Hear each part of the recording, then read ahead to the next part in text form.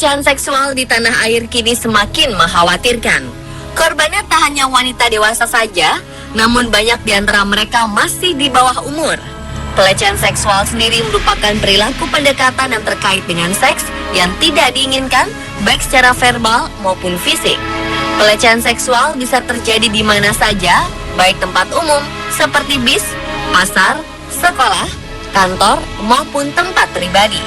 Hal-hal yang dapat digolongkan ke dalam pelecehan seksual adalah lelucon atau menggoda secara terus-menerus, baik secara langsung maupun media seperti surat, SMS, atau email. Penyiksaan secara verbal akan hal-hal yang terkait dengan seks. Memegang atau menyentuh dengan tujuan seksual. Secara berulang berdiri dengan dekat sekali atau hingga bersentuhan. Memberikan hadiah atau meninggalkan barang-barang yang dapat merujuk pada seks. Secara berulang menunjukkan perilaku yang mengarah pada hasrat seksual.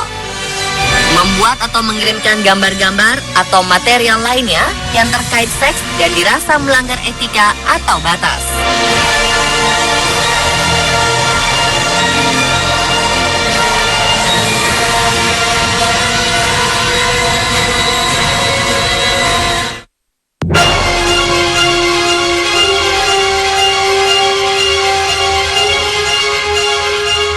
Indonesia, fakta membuktikan bahwa korban pelecehan didominasi oleh perempuan di bawah umur.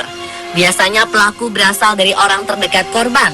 Survei Komisi Nasional Anti Kekerasan Terhadap Perempuan mencatat, sebagian besar pelaku asusila berasal dari orang yang memiliki hubungan darah dengan korban, seperti ayah, paman, kakak, ataupun saudara sepupu.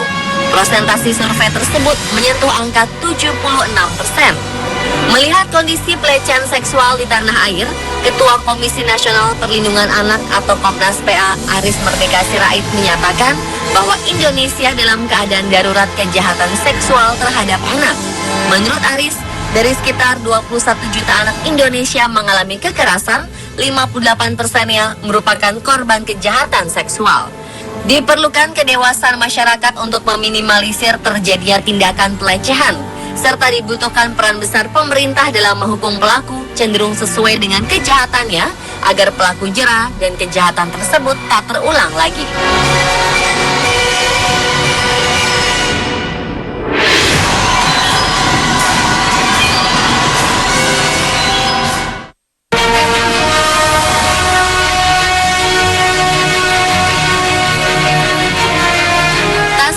Kasus pelecehan seksual yang tidak terjangkau oleh hukum.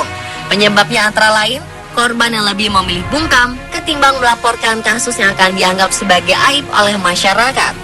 Selain itu, sulitnya memberikan saksi yang mendukung pihak korban menjadi persoalan tersendiri dalam pengusutan kasus pelecehan seksual.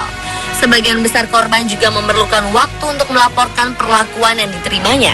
Korban bisa saja dilanda depresi karena membayangkan akibat untuk dirinya dan keluarganya jika masyarakat mengetahui peristiwa pelecehan yang dialaminya.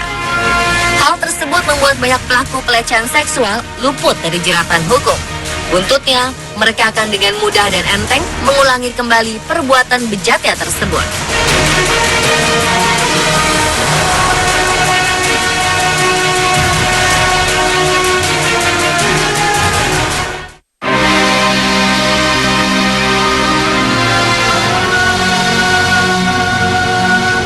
Maraknya kasus kekerasan seksual, pelecehan, dan kejahatan terkait seksual lainnya memunculkan wacana hukum kebiri pada para pelakunya. Dikenai dua macam hukum kebiri, yaitu kebiri secara fisik dan secara kimiawi.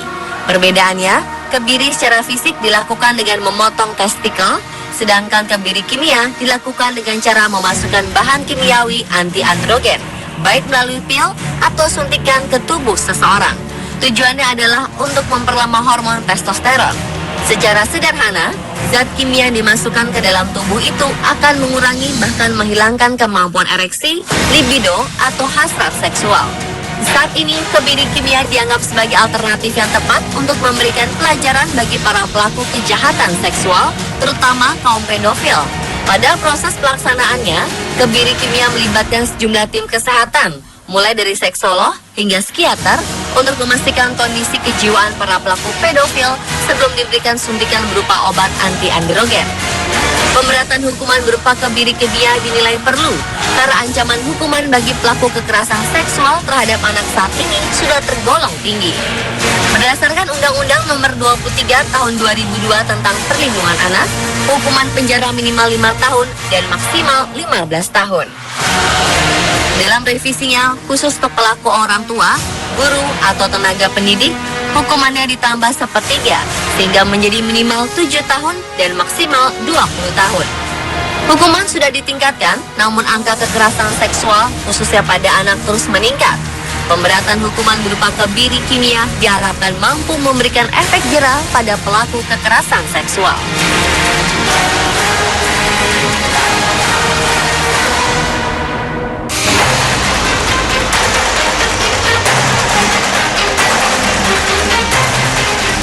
Meski tengah santer dibicarakan, namun pelaksanaan kebiri kimia masih menuai pro dan kontra dari berbagai kalangan. Pihak-pihak yang mendukung memiliki beberapa alasan kuat, di antaranya, yang pertama adalah menurunkan hasrat seksual pria. Bagi sebagian pria, gairah seksual terlalu tinggi bisa berdampak negatif. Kebiri kimia bisa menjadi alternatif untuk menurunkan hasrat seksual mereka ke titik di mana mereka bisa mengendalikannya. Bahkan dengan berkonsultasi pada dokter dan mengemukakan kesediaan atau kesukarelaannya, maka seseorang bisa memilih penerapan kebiri kimia pada dirinya sendiri.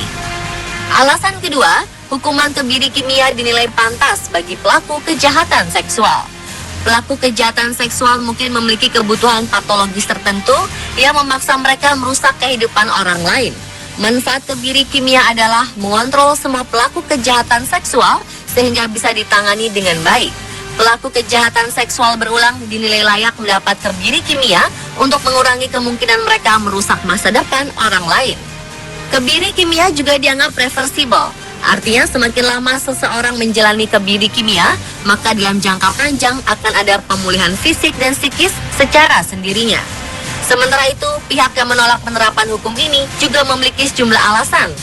Alasan pertama adalah kebiri kimia dianggap memiliki resiko kesehatan berupa berkurangnya kepadatan tulang. Kurangnya kepadatan tulang secara dramatis bisa meningkatkan resiko patah tulang lebih cepat.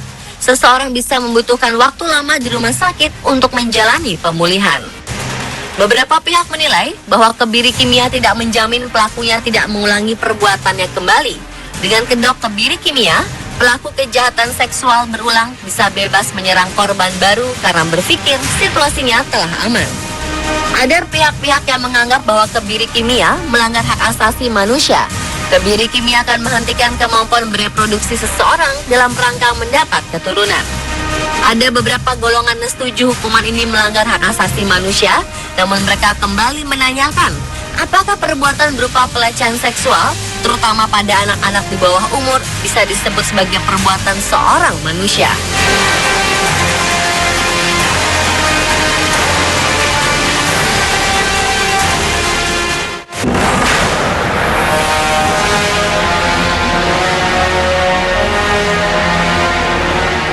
Indonesia, hukuman kebiri bagi para pelaku kejahatan seksual memang masih menjadi wacana. Namun di beberapa negara, hukuman kebiri telah diberlakukan sejak lama. Yang pertama adalah Amerika Serikat.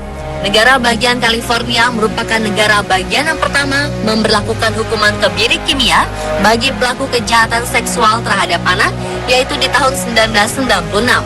Kemudian menyusul beberapa negara bagian yang lain. Di sini hukuman kebiri kimia dilakukan berdasarkan keputusan pengadilan untuk tindak pidana pertama. Namun untuk tindak pidana kedua, hukuman kebiri diberlakukan secara paksa pada pelaku kejahatan seksual. Selanjutnya, Polandia.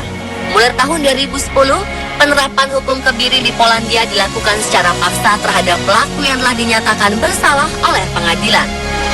Pemerintah Israel juga telah menetapkan hukuman kebiri kimia pada para pelaku kejahatan seksual.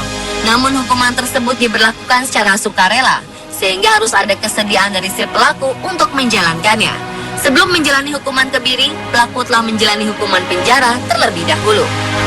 Senada dengan Israel, hukuman kebiri juga diberlakukan di Provinsi Mendoza, Argentina.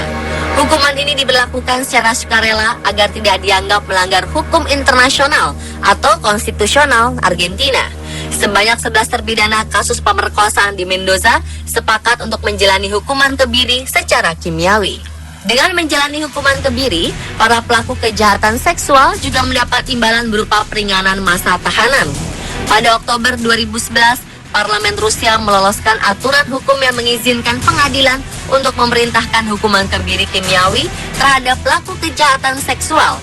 Berdasar aturan yang berlaku, perintah hukuman kebiri kimiawi akan diberlakukan oleh ahli psikiater forensik yang ditunjuk langsung oleh pengadilan yang menangani kasus kejahatan seksual tersebut.